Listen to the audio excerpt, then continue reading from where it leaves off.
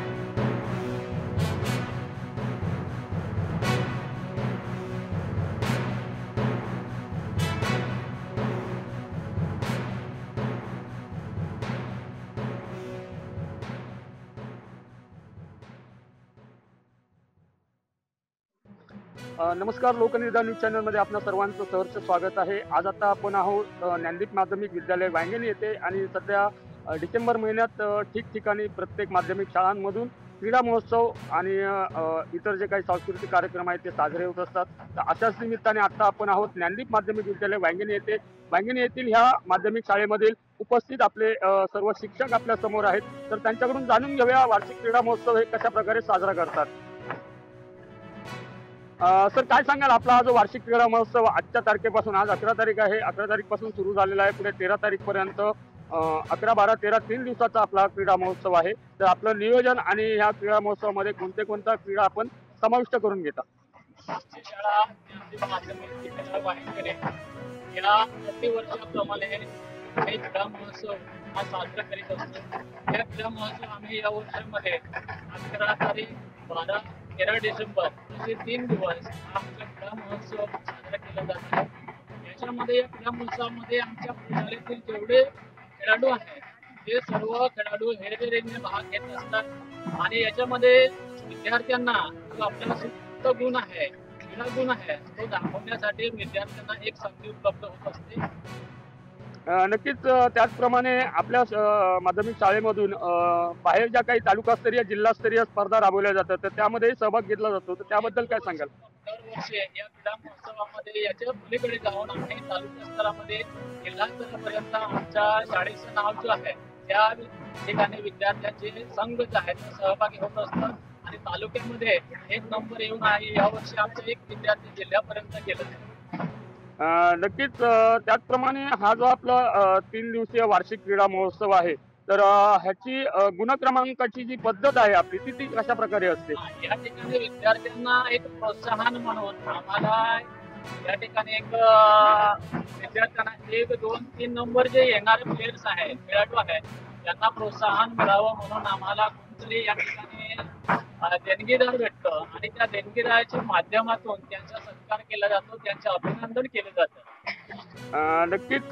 त्याचप्रमाणे इतरही आपल्या प्रशालेतून सांस्कृतिक कार्यक्रम साजरे केले जातात का? दरवर्षी आम्ही या क्रीडा महोत्सवा व्यतिरिक्त आमचा सांस्कृतिक कार्यक्रम याच पलीकडे जाऊन इतर जे कार्यक्रम आहेत हे दरवर्षी आम्ही मोठ्या उत्साहाने साजरे करत असतो. त्याचप्रमाणे आम्ही 21 तारीखला या वर्षामध्ये जे सहल आहे ते सहल आयोजित केले आहे. ते सहल रत्नागिरी या ठिकाणी जाणार आहे. वार्षिक स्नेहसंमेलन वगैरे? वार्षिक स्नेहसंमेलन दरवर्षी असते. याही वर्षी आम्ही ठरवलेलं आहे साधारणतः ते डिसेंबर किंवा जानेवारीच्या 4 जानेवारी या दिवशी होणार आहे. नक्कीच. तर सर, फक्त आपल्या सोबत आता जे शिक्षक वृंद आहे तर त्यांची आपण ओळख करून द्यावी. या ठिकाणी आमचे शाळेचे मुख्याध्यापक टकले सर आहेत. त्याचबरोबर आमचे ज्येष्ठ शिक्षिका भावकर मॅडम आहेत.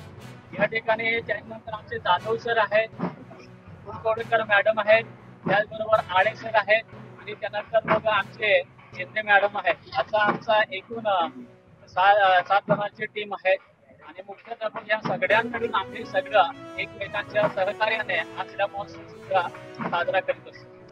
नक्कीच सर. सर, एक शेवटचा प्रश्न की क्रीडा महोत्सव चालू आहेत तर या क्रीडा महोत्सवाचं क्रीडा शिक्षक म्हणून मला वाटतं तुम्हीच काम बघत असाल, तर मुलांमध्ये जो कलागुण आहे क्रीडाविषयी, खेळाविषयी, तर त्याबद्दल थोडक्यात तुम्ही काय सांगाल आपल्या प्रशालेतून? विद्यार्थी जे आहे या ठिकाणी आपापल्या पद्धतीने आपला सुप्त गुण जे आहे क्रीडा महोत्सवामध्ये ते आपले सादर करीत असतात. त्याच्यातून आम्हाला पुढे जे आहे तालुका असेल, जिल्हा असेल, त्या ठिकाणी टीम निवडताना त्याचा फायदा निश्चित होत असतो. नक्कीच.